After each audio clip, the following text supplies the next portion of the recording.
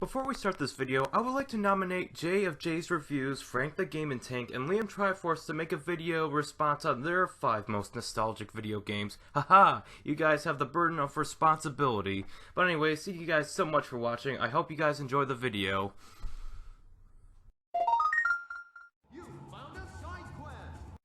Hello everyone, Alcalja SideQuest Gamer here. Now forgive me if I'm a little quiet in this video. I'll try to amp up the volume as best I can just for this video, but it's a little late in my area, so I can't be in my jovial mood as I usually am.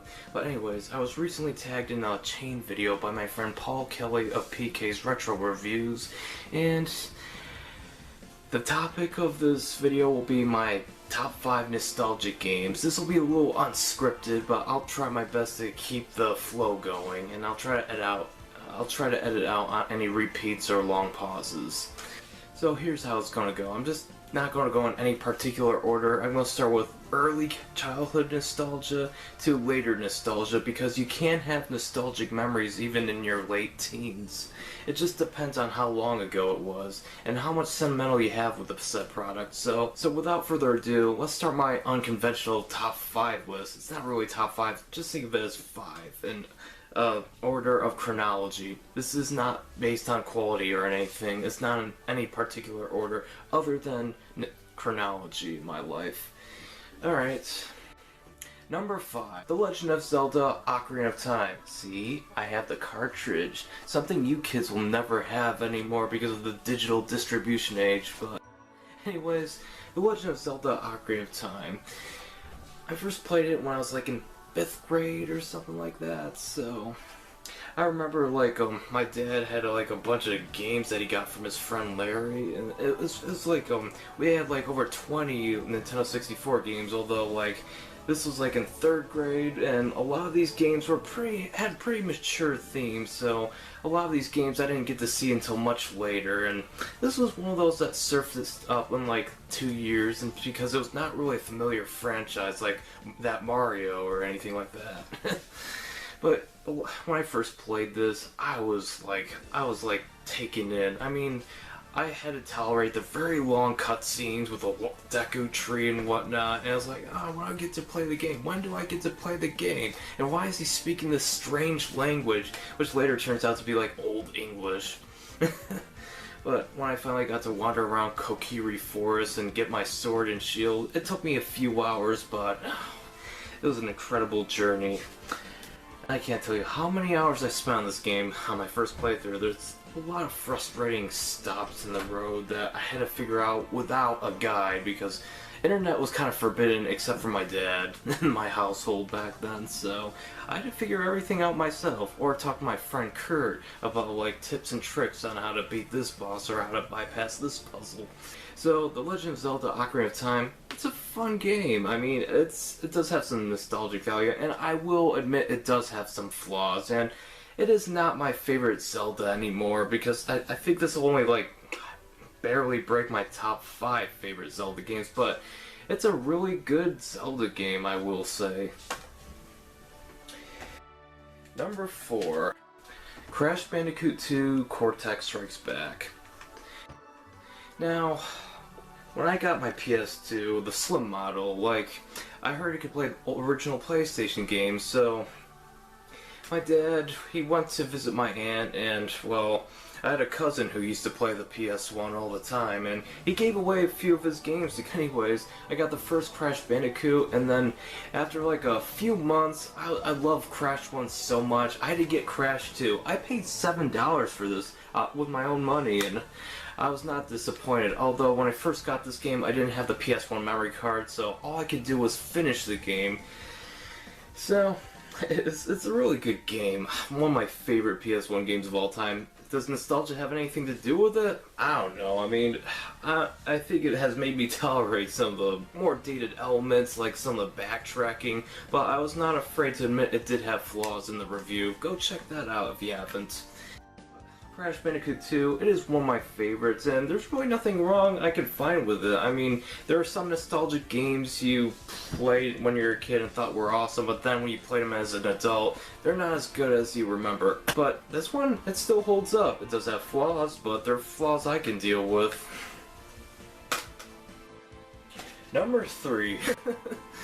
Oh, Ultimate Doom for the PC.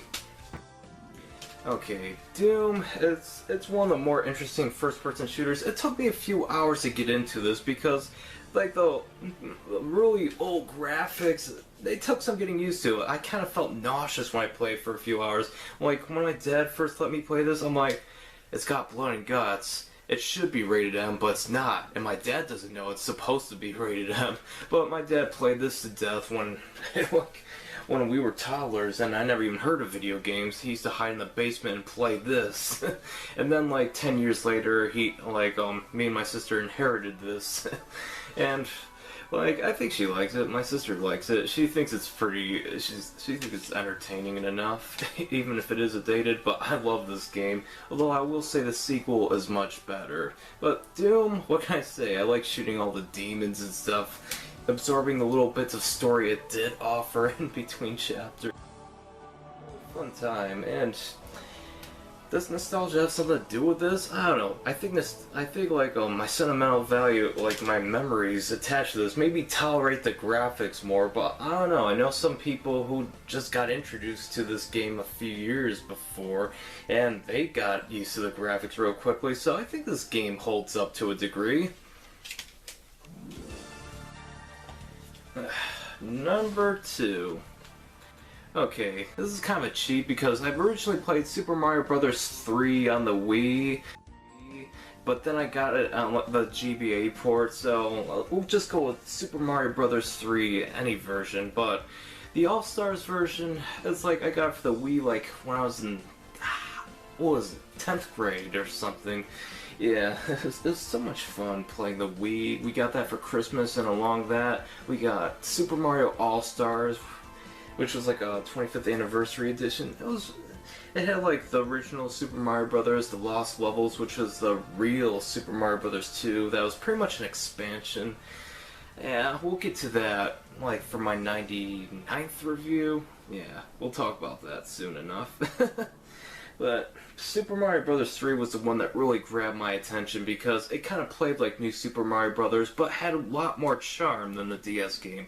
Although I do love the DS game, but Super Mario Bros. 3 just has something special about it. The sprite work is just charming. The music, it's pretty catchy for chiptune music. I'm not big into chiptune music, but for 8 bits, I actually listen to it on YouTube occasionally, especially the ground theme. But yeah. The worlds are so vibrant and colorful. Even the so-called dark world, it's just so colorful. I love Super Mario Bros. 3 because I think it got me into platformers. That's why I really love platformers. It might have some sentimental value to me. It's maybe nostalgic. I don't know. It's kind of late nostalgia because, like I said, I was like 15 when I first played it, but It's a pretty flawless game from what I've played. There's really little I can complain about it. The only things I could complain about are the levels I didn't like, but even those are well designed. And number 1, like I said, this is not in any particular order, but in chronology, and this was the latest kind of nostalgic game, Halo Combat Evolved. You see, when I first got my Xbox 360, I was in 11th grade. It was one of the best presents I ever got. My dad worked a lot of overtime to buy that Xbox 360, and man, I really appreciate for what he did that. And one of the first games I got for it was a Halo Combat Evolved Anniversary Edition. Yeah, it was really fun, but then my cat buddy, he knocked the power supply, and my Xbox was like below it, and like my cat was on top of the desk, and he knocked the power supply thing, and made it bump on the Xbox while I was playing Halo, and then, the Xbox, it scratched the disc, and it was no longer playable, and I was like so disappointed, I was so angry, I was so mad. The game was destroyed, my Xbox was malfunctioning. We had to send it to Texas to get repaired, okay? We did get another copy of it, but like, this was before we sent the Xbox to Texas, so it scratched it again, like, yeah, there's something wrong with the Xbox. It's not the game, it's the Xbox. So, we sent it to Texas to get repaired, and I didn't bother getting another Halo Combat Evolved Anniversary, so you know what I did? I spent $17 on this little gem, and sure, it doesn't have the HD graphics, but I don't care. I mean, it's it's a launch title for the original Xbox, because remember, the Xbox 360 is backwards compatible with some Xbox original games. And I don't care, I could deal with the graphics. I mean, I still think the colorization is pretty good, and the atmosphere, it still works, especially when the flood attacks. But yeah, the Halo Combat Evolved, it's really fun. I like driving around the Warthog, shooting things, and it's one I like to go back to often. I also like Halo 2, and I think I've stated before that, like, I think the series has gotten better, except like, Reach was pretty good, but it didn't have the charm the original Halos with Master Chief had, you know? And Halo 4 is actually my favorite in the series. Yeah, I know, unpopular opinion, but Halo Combat Evolved, it's one of the best games on the Xbox original, and it's still one of my favorite first-person shooters to play. It's just got a lot of charm. My only complaint is that some of the level design repeats itself. And I kind of don't like that, because I like being exposed to new environments for new levels, but Combat Evolved, you can't go wrong with this.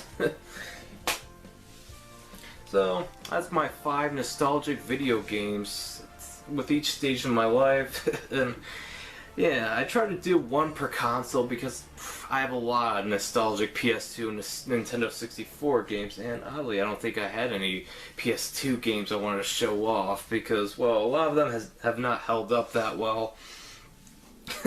But thank you guys so much for watching this rather unscripted kind of top 5 list, and remember to stay awesome.